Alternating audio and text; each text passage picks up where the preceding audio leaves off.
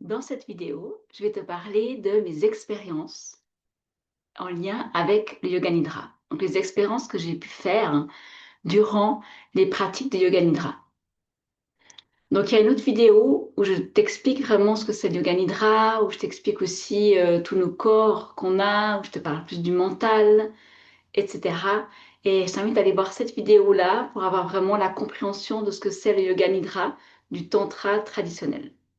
Dans cette vidéo, je te parle plutôt de ce que moi j'ai pu vivre. Donc, chaque expérience sera différente selon chaque personne, selon chaque moment.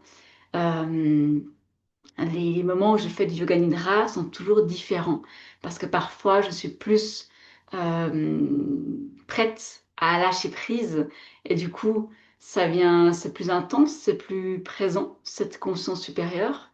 Et parfois, j'ai eu un peu plus de peine. Ça travaille quand même, mais la sensation est différente. Et là, je tiens aussi à préciser, parce qu'il y a des yoga nidra qui sont différents, les pratiques sont différentes. Dans ce yoga qui va du tantra traditionnel, l'idée c'est surtout de ne pas s'endormir. Parce que si tu t'endors durant la pratique, tu vas te réveiller et avoir de la relaxation profonde, qui est chouette, mais tu vas pas te connecter à ta conscience supérieure. Donc l'idée finale du Yoga Nidra, c'est vraiment se reconnecter à Purusha, Atma, donc notre âme, et vraiment avoir une connexion plus forte hein, avec notre âme. Voilà. Donc, une des premières expériences que j'ai pu faire, donc peut-être les 5, 7 premières séances de Yoga Nidra, à chaque fois, j'avais une douleur dans ma hanche droite. Et je sais hein, depuis longtemps que j'ai quelques soucis là au niveau de la hanche, que j'ai pu bien travailler en fasciathérapie et ça va beaucoup mieux. Mais durant les pratiques, j'ai eu une sensation qui est arrivée là et qui s'est vraiment intensifiée durant la pratique et qui revenait à chaque fois. Et je sentais d'abord, j'ai senti vraiment à l'extérieur, après j'ai senti à l'intérieur de la hanche, et ensuite de la hanche, c'est passé dans le bas du dos. Donc c'est mes deux points faibles au niveau de mon corps, donc tout ce qui est bas du dos, hanche. Et ça travaille du coup vraiment durant plusieurs séances où ça a été à chaque fois activé. Enfin, c'est la sensation que j'ai. Et maintenant, quand je fais du yoga nidra, j'ai plus rien du tout. Et j'ai pas eu de soucis non plus avec la hanche depuis. Et avant, j'avais toujours un petit peu des petits moments où la hanche la sentais en fait. Elle n'était pas forcément douloureuse, mais je sentais qu'il y avait quelque chose qui dérangeait. Donc comme s'il y avait quelque chose dedans ici qui m'embêtait. Voilà, donc ça c'est la première expérience plutôt au niveau physique. Je tiens à préciser que le yoga nidra va pas pouvoir je pense, soigner, guérir quelque chose de physique qui est là depuis des années. Euh, Par contre, ça va pouvoir nettoyer en fait.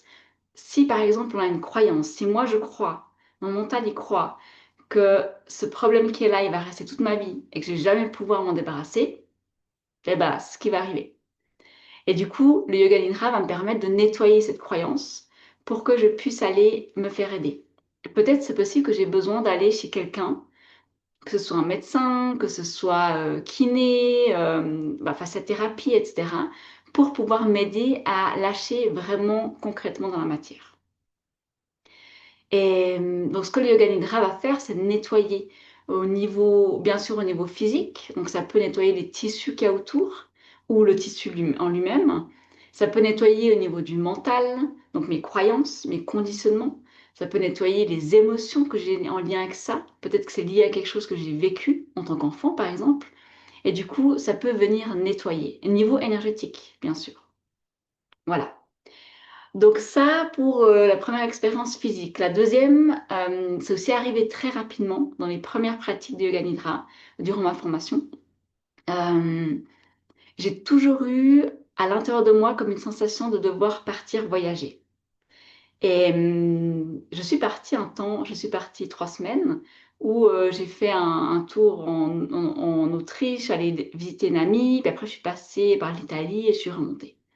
Et en fait, durant mon voyage, Pour moi, ça n'avait aucun sens. Donc, bien sûr que j'ai apprécié le voyage. Bah, j'ai découvert des villes, je suis allée visiter, etc. Mais pour moi, ça n'avait pas de sens. Et du coup, je suis rentrée plus tôt que prévu. Et puis, cette envie, elle revient tout le temps. Elle revenait tout le temps. Et j'ai déjà travaillé aussi en énergétique avec des thérapeutes, etc. Et c'est quelque chose en moi qui n'était pas forcément équilibré. Et le yoga nidra m'a permis en fait de libérer cette envie-là. Moi, je le vois vraiment comme quelque chose qui était déséquilibré. C'est-à-dire que c'était quelque chose qui... C'était comme une fuite en fait finalement. Au lieu de vivre ma vie ici et d'être vraiment stable ici, je peux partir en voyage, je peux voilà, voyager, visiter, mais sans que ce soit une fuite. Et en fait, ce que j'avais, c'était toujours cette impression de fuite. Ailleurs, ce sera mieux. Une fois que je serai là-bas, je vais me sentir bien. Une fois que je serai là-bas, je vais rencontrer des gens avec qui je me sens bien. Je vais visiter, je vais découvrir, je vais apprendre, etc. Et en fait, les voyages que j'ai pu faire, bien sûr que j'ai appris. C'est différent parce que on apprend des choses sur nous. On peut être plus nous, on peut être plus libre, je trouve. Mais c'était pas ça le problème en fait. Et du coup, le yoga nidra m'a vraiment permis de nettoyer ce besoin qui était là, mais c'était un besoin, le mot qui me vient toxique, mais c'est un peu fort, hein, mais vraiment c'est une fuite. Voilà. Et maintenant, aujourd'hui, donc j'ai fait ce yoga nidra donc plusieurs fois hein, pour que ça nettoie. Et aujourd'hui, j'ai pas besoin. Et même quand je vois, par exemple, une photo de quelqu'un qui voyage, de, je sais pas, une île, la mer, l'océan, j'ai plus ce besoin de me dire, ah, mais j'aimerais être là-bas. Parce qu'en fait, j'atterris ici. Je suis plus stable, plus enracinée ici où je suis. Voilà, et ça m'a permis vraiment, je sens une paix intérieure en lien avec ça. Ça m'a permis de nettoyer ce qui était déséquilibré en moi. Ça, c'est la deuxième chose. La troisième chose, donc les deux premières, ça a été nettoyé plutôt avec un soin général. Donc, je n'ai même pas mis l'intention. Ça a été vraiment, je ne pensais pas à ça et ça c'est venu automatiquement. Donc, comme si ma conscience supérieure hein, me donnait cette info. Elle savait que j'étais prête en fait à lâcher ça. Et ensuite, j'ai travaillé plutôt en soins spécifiques. Donc, j'ai vraiment mis l'intention de travailler sur ça parce que ça commençait à me bouffer un petit peu au quotidien. En fait, j'ai eu un traumatisme quand j'étais enfant où j'ai vu une de mes sœurs se faire casser le pied par une machine. Et moi, j'étais témoin de ça. Et en fait, j'étais totalement impuissante. Et j'ai rien eu durant plusieurs années, hein. Ça m'a pas du tout touchée. Et puis tout d'un coup, c'est remonté, c'est ressorti. Plus parce que je vis maintenant à la campagne et que je vois cette machine, ce tracteur. Et à chaque fois que je le voyais, ça se réveillait. Et ça s'est vraiment intensifié ces dernières années. Et encore cette année, ça s'est aggravé où à chaque vision d'une machine agricole, ça se réveillait en moi en fait. Et je dis, mais ça, c'est pas possible, je peux pas vivre comme ça. J'avais des outils hein, pour me détendre, me recalmer, me recentrer, mais ça revenait tout le temps. Et du coup, j'ai travaillé en yoga nidra vraiment avec l'intention sur ça. Et ce que ça a fait, c'est que dans le soin spécifique, ce qu'on fait, c'est que d'abord, on laisse venir la thématique. Parce que notre mental, notre système, il a besoin de savoir quel est le problème. Il a besoin de l'accueillir, de le ressentir, de l'accepter comme il est. Et ensuite, on fait euh, ce procédé dans le yoga nidra. Et ensuite, c'est l'inconscient supérieur qui nous donne une solution. Et c'est ça que je trouve beau. C'est-à-dire que ça vient pas du mental. C'est pas quelqu'un qui te donne une idée de comment gérer ça. C'est de toi-même, tu as quelque chose qui te vient. Et ça peut être une image, ça peut être une sensation, ça peut être une couleur, ça peut être un symbole, peu importe. Moi, j'ai à chaque fois plutôt type image. Et là, j'ai une couleur qui m'est venue. Et c'est le rose. Vraiment la couleur rose qui est venue se mettre comme dans le corps et vraiment partout dans le corps. Et ce qui a été le plus fou, c'est qu'après cette pratique de Yoga Nidra, j'étais dehors et il y avait des moments où mon mental, il savait, ah, là, ça va déclencher. Et en fait, avant que ça déclenche, j'ai la couleur rose qui s'est mise. Et ça a été ultra beau, vraiment comme si j'avais ce pansement qui venait de mon âme, de ma conscience supérieure, qui venait mettre ce pansement de rose, qui venait vraiment étaler ça dans mon système. Et aujourd'hui, je sens que j'ai plus cette émotion qui remonte, c'est vraiment ce côté violent que j'avais. Par contre, j'ai encore le mental qui est un petit peu actif. Donc, je sais que je vais refaire une séance, un soin spécifique au niveau de ça pour vraiment pouvoir le libérer entièrement. Ou peut-être qu'il faudra encore d'autres séances, hein, je ne sais pas. Mais je sais que je vais encore aller travailler un peu plus en profondeur par rapport à ça. Peut-être j'ai nettoyé les émotions, l'énergétique, mais peut-être qu'il faut encore nettoyer au niveau du mental, par exemple. Donc ça, c'est la troisième. Et la quatrième chose que dont je voulais te parler, c'est une pratique qu'on fait quand on est un peu plus avancé dans le Yoga Nidra. Et c'est une pratique où on inspire, on descend, on expire, on descend, on inspire, on monte.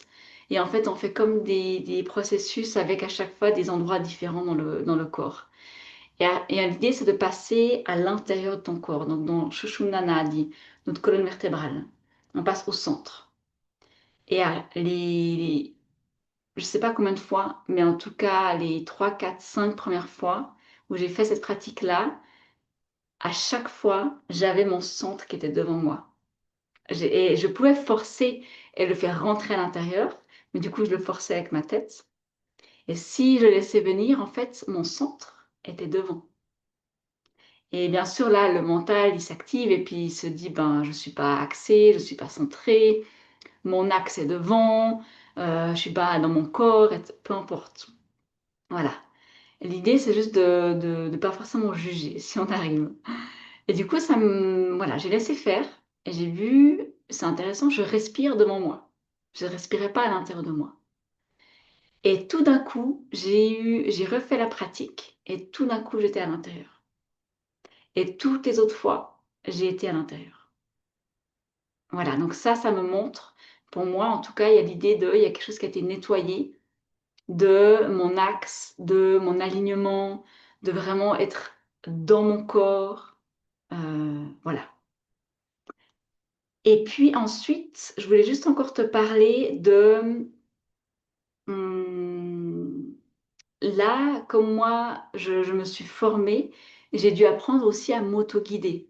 Ça veut dire qu'au départ, je suis guidée par quelqu'un, donc j'ai les écouteurs ou bien j'écoute sur l'ordinateur et je suis guidée, et j'ai qu'à suivre. Et l'idée après, c'est de s'auto-guider.